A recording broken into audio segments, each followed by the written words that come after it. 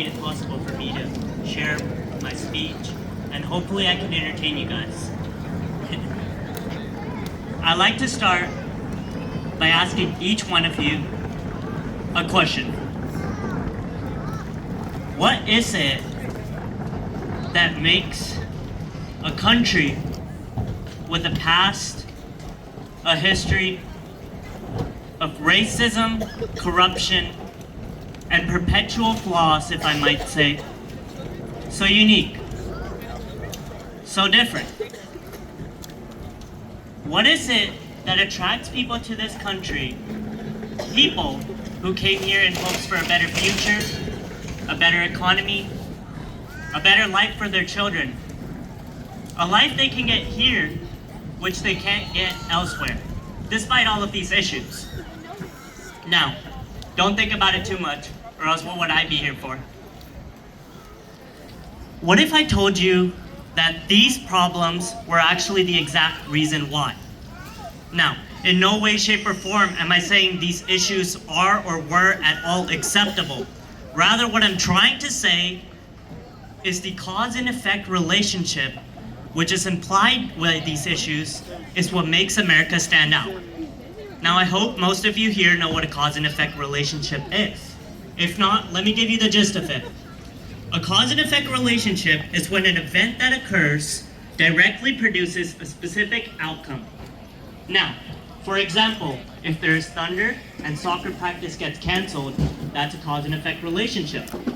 Now that we know what a cause and effect relationship is, I can say the cause or the event, in our case the events with an S at the end, is the everlasting continuum of problems that our country experiences in one way or another. The effect, which is of course the most important part, is the drive towards a country of perfection. Although it's not clear what that perfection may look like, it is still clear that the people strive towards a country of equality, justice, and liberty for all. The people are who have built this country, and the people are who continue to build this country. To really explain and break down how any of this contributes to what I'm saying, we can make an analogy. We can think of America as a very, very, very large ship. Now, in this ship, there are all of the typical components, which can include a steering wheel, or the anchor, or the sail, or the crew. What I want to take a look at are some of the most significant parts of this ship. Let's start at the steering wheel. Here, we have the leaders of the government. We have whoever it is that's running the government. Since we're on a ship, I want to point out, since that we are on a ship and there's all these different components, it's very important to note that there can and will always be damages that occur. Now, this could be because of the boat or the ship being steered into storms, which can further represent bigger problems such as the Great Depression. But the thing about these damages, these hard times, is what bring us to the most important part of the ship: the crew.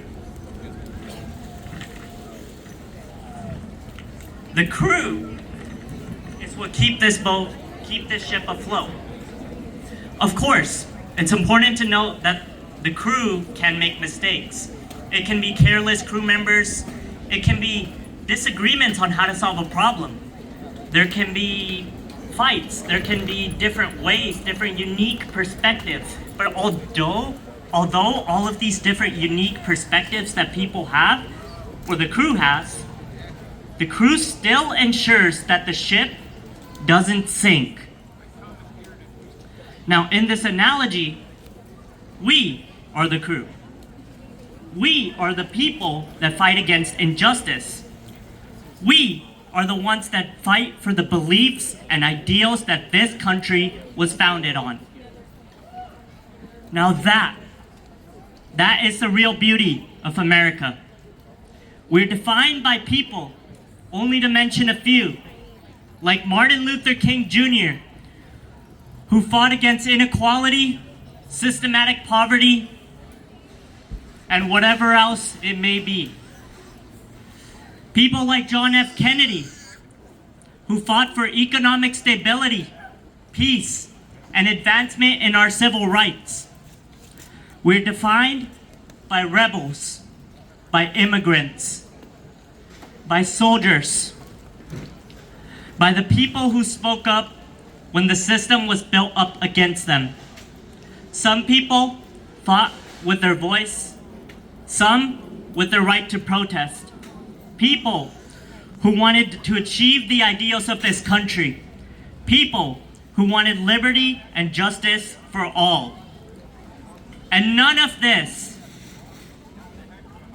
was at all because the people of America had anything in common, such as a shared ancestry, or ethnicity, or even race. In fact, none of these factors were barely present. The factor that was really present was the drive, a commitment by the people, a commitment that is made by setting all differences aside, a commitment that is not made to serve oneself, but rather to the common good, a commitment to each other, to ourselves, and to America. The commitment by the crew to repair the ship, to fix the damages, to give everything they have to improve and progress this country despite its setbacks. Our founding fathers had well thought out how to ensure our country progresses towards success. But they only gave us the paint, the brushes, and the canvas. It's up to us to make the painting. We continue to run towards perfection. And if we are slowed down, then we walk. And if we can't walk, then we crawl. But by all means, we keep moving forward.